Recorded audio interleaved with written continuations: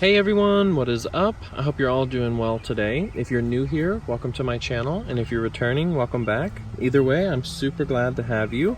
So as you can see, for starters, we are doing another outdoor review. The weather is so nice in between the rain showers that we've had. We've got some sunshine, the honeysuckles are blooming, the birds are out. I figured we would take advantage of this, and you guys seem to have liked fresh scenery and being able to hear the fountains and the waterfall in the background. So hopefully you enjoyed this video as well. But as you can see, we're going to be talking about another really pretty Chanel bag here. This baby was gifted to me by Emma. So without further ado, let's go ahead and undo this really pretty ribbon and get into the box. We'll talk about some of the details and take a full 360 view of the outside of the bag and take a peek on the inside as well, just to see what we're working with here. I'm gonna go ahead and move the ribbon out of the way.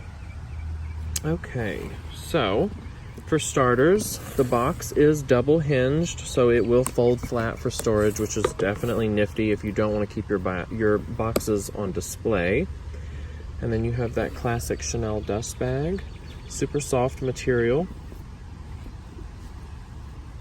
I believe what I'm going to do in this instance is keep the box right here, just so we can get a better view. So here's the dust bag. And again, on the front, just like the other bag we reviewed not long ago, the Chanel Maxi, this dust bag is identical. So it has Coco Chanel right there, Karl Lagerfeld's signature as usual. I think what I'm gonna do is actually take this camera up a touch so we can get a better view. Okay, there we go. So let's take the dust bag off. Now you guys know how I feel about leather, so don't be surprised that you see Caviar leather again. Lambskin is absolutely stunning. It's very soft, but it is not durable enough for me. I'm not saying that I'll never make that decision, but for now, I feel more confident in the texture and the durability of the Caviar leather. Now, what you will see that's different is I went with gold hardware this time. It's different for me because I don't really do a whole lot of gold other than Louis Vuitton gold, which doesn't really stand out like this to me. Maybe it's just because I'm more used to it, but I figured I already have a black Caviar with silver hardware, so we'll go with gold this time. And it shines beautifully. So, the previous one that I got not long ago was the Maxi. My sister has a jumbo and I was familiar with the size. It is excellent for everyday use, I think. So this time around I went with the jumbo size. Now I do have the Maxi sitting here to the side, so that way we can do a size comparison. And maybe some detail comparisons as well. But I am pleased with this bag. It does feel nice. There is weight to the chain for sure. It doesn't feel cheap. The strap length, or drop rather, is 13 inches when it's doubled. I'm 6 foot tall, and with the chain extended to single length, it is wearable crossbody. So that's a plus. And you can see the classic interlocking C here. The diamonds align nicely. The diamonds are also slightly puffed, but not too puffy, and they're squishy. It feels nice. So there's the front, and then you turn to the sides. So this bag measures 11.8 inches in width, 7.9 inches in height, and 3.9 inches in depth, meaning from the front and the back of the bag.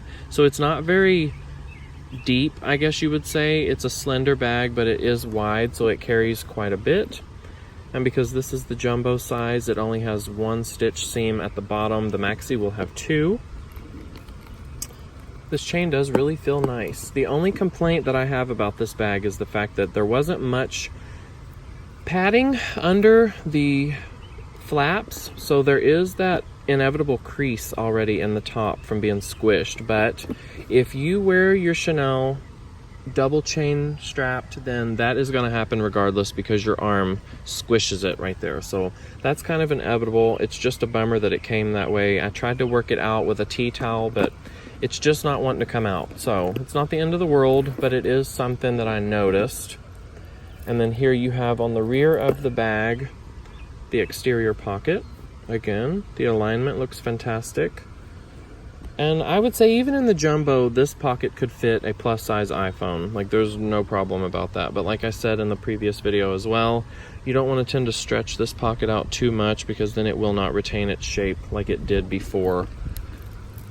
All right, so now let's go ahead and take a look on the inside. You all know what to expect here. So you have your flathead nails, the Chanel Paris plate right there on the back. And then, as always, you've got your cute little love letter pocket here with the EP zipper. Super smooth, burgundy interior like it's supposed to be. And then you have your rear compartment, which goes the full depth of the bag here in the back. Your second flap, which keeps your things a little bit more secure. And there you have those beautiful interlocking C's. Stitching looks pretty good to me. I don't have a complaint there. The stamping is super crisp, looks wonderful. And then you have your front pocket here, which again can hold cards, cash, what have you, things that are easily reachable. You have your two interior pockets and your lipstick holder and the main compartment of the bag right there. So the difference between this one and the maxi that I received not long ago, for starters, you do get your paperwork and you get your authenticity card right there, so that's a plus. But the difference is the date code or the serial number in this model right here is going to be found right at the top of the bag. Now, the plus side to this is the number does match perfectly. So this is a good option. I will say from comparisons, because I just got a Chanel not long ago, even though the size is different, the solidity is also different. So I'm gonna go ahead and move the box to the back so the maxi's gonna fit in camera angle. So here's the maxi, and it is squishy too, but it just seems though it's a little bit more structured than the jumbo that I have here. I'm not sure if it's due to the underlying structure underneath the leather or if it's just because of the size, but the leather is identical. There was no chemical smell from either. The chain weight is the same. The consistency of the leather thickness throughout the strap is also the same for me, so I'm pleased there. So I guess when it comes to longevity of this bag, only time's going to be able to tell, but it does feel nice. It doesn't feel cheap at all.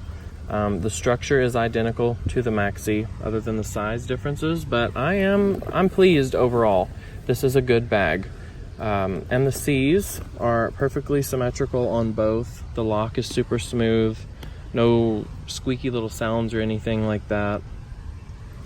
I didn't ever think that I would even own any Chanel items, but here we are, there's two now. So the next step is to walk away from the black because I think I have enough of that now at this point. It's spring, it's time to bring out some color.